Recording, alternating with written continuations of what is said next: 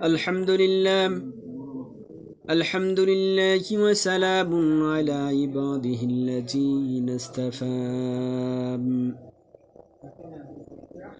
রব্বি আউযু বিকা মিন হামাযাতিশ শায়াতিন ওয়া আউযু বিকা রব্বি আন ইয়াহদুরুন।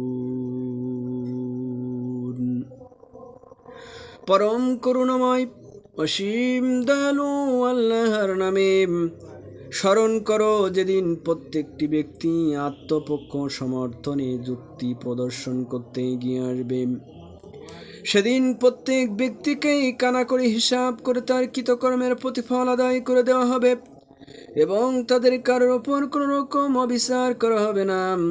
আল্লাহ তাআলা এমন একটি জনপদের উদাহরণ তোমাদের সামনে উপস্থাপন করেছেন যা ছিল নিরাপদ ও নিশ্চিন্ত।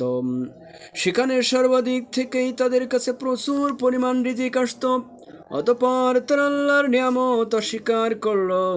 তারা আল্লাহর সাথে যে আচরণ করত তার শাস্তি হিসাবে আল্লাহ তাআলা তাদের খোদা ও ভীতির পোশাক পরিয়ে শাস্তি দিলেন। অবশ্যই তাদের কাছে তাদের মধ্য থেকে একজন রাসূল এসেছিল, অতঃপর তারা তাকে অস্বীকার করল। পরিশেষে আল্লাহর আযাব তাদের পাকড়াও করল, এমন অবস্থায় যখন তারা ছিল অত্যাচারী। আল্লাহ তাআলা তোমাদের জন্য যা কিছু বৈধ ও পবিত্র রিজিক দিয়েছেন তোমরা তা খাও। তোমরা আল্লাহ তাআলার নিয়ামতের কৃতজ্ঞতা আদায় করো। যদি তোমরা একান্তভাবে তারই গোলামি করো, তিনি তো তোমাদের উপর শুধু মৃত জন্তু, রক্ত ও শুয়োরের গোশতই হারাম করেছেন। আরও হারাম করেছেন এমন জানোয়ার যার উপর জবাই করার সময় আল্লাহ তাআলা ছাড়া অন্য কারোর নাম নেওয়া হয়েছে। কিন্তু যদি কাউকে এর কোনো একটার জন্য বাধ্য করা হয়, সে যদি বিদ্রোহী কিংবা সীমালঙ্ঘনকারী না হয়, তাহলে সে যেন জেনে রাখে আল্লাহ তাআলা ক্ষমাশীল ও পরম দয়ালু। তোমাদের জিহ্বা আল্লাহ তাআলার উপর মিথ্যা আরোপ করে বলে, কখনো এ কথা বলো না যে এটা হালাল এবং ওটা হারাম। অবশ্যই যারা আল্লাহ তাআলার উপর মিথ্যা আরোপ করে তারা কখনোই সফলতা লাভ করতে পারবে না। এটা ছিল পার্থিব জীবনের সামান্য কিছু সামগ্রী মাত্র। পরকালে তাদের জন্য রয়েছে কঠোর শাস্তি। হে নবী, ইহুদিদের উপর আমি যে সব কিছু অবৈধ করেছি যা ইতিপূর্বে আমি তোমার কাছে বর্ণনা করেছি, এগুলো নিষিদ্ধ করে আমি তাদের ওপর কোনো অবিচার করিনি, বরং আমার আদেশ না মেনে তারা নিজেরাই নিজেদের উপর অবিচার করেছে। অতঃপর তোমার প্রতিপালক তাদের উপর দয়া করেছেন যারা অজ্ঞতাবশত কোনো গুনাহের কাজ করলো, অতঃপর অন্যায় বুঝতে পেরে তওবা করলো এবং সেই অনুযায়ী নিজেদের সংশোধন করে নিল। হে নবী, তোমার প্রতিপালক অবশ্যই এরপর তাদের জন্য ক্ষমাশীল ও পরম দয়ালু।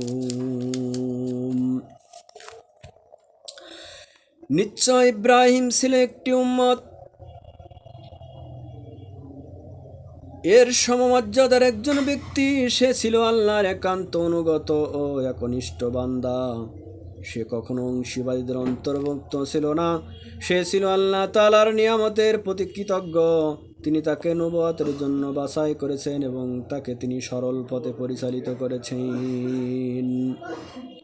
আমি তাকে দুনিয়াতেও প্রচুর কল্যাণ দান করেছি, আর পরকালেও সে নিঃসন্দেহে নেক মানুষদের অন্তর্ভুক্ত হবে। অতঃপর হে নবী, আমি তোমার উপর ওহী পাঠালাম, তুমি একনিষ্ঠভাবে ইব্রাহিমের মিল্লাতের অনুসরণ করো, আর সে কখনো অংশীবাদীদের দলভুক্ত ছিল না। শনিবার পালন করা তো কেবল তাদের জন্যই বাধ্যতামূলক করা হয়েছিল যারা এই বিষয়টি নিয়ে অযথা মতবিরোধ করেছেন। অবশ্যই তোমার প্রতিপালক কিয়ামতের দিন তাদের মাঝে সেই সব বিষয়ের মীমাংসা করে দিবেন যেসব বিষয়ে সেখানে তারা মতবিরোধ করত।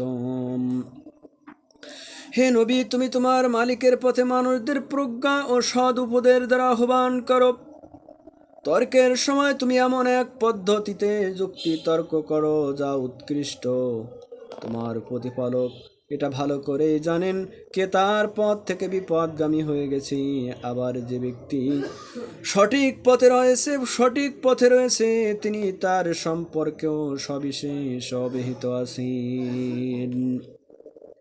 যদি তোমাদের কখনো কারোর ওপর কঠোরতা আরোপ করতেই হয় তাহলে ঠিক ততটুকুই কঠোরতা অবলম্বন করো যতটুকু তোমাদের সাথে করা হয়েছে। অবশ্যই যদি তোমরা ধৈর্য ধারণ করো তাহলে ধৈর্যশীলদের জন্য তাই হচ্ছে উত্তম। হে নবী, তুমি ধৈর্য ধারণ করো। তোমার ধৈর্য ধারণ আল্লাহ তাআলার সাহায্য ছাড়া সম্ভব হবে না। এদের আচরণের ওপর তুমি দুঃখ করো না এবং এরা যেসব ষড়যন্ত্র করে চলেছে তাতে তুমি মনক্ষুণ্ণ হও না। অবশ্যই আল্লাহ তাআলা তাদের সাথে রয়েছেন যারা আল্লাহ সচেতনতা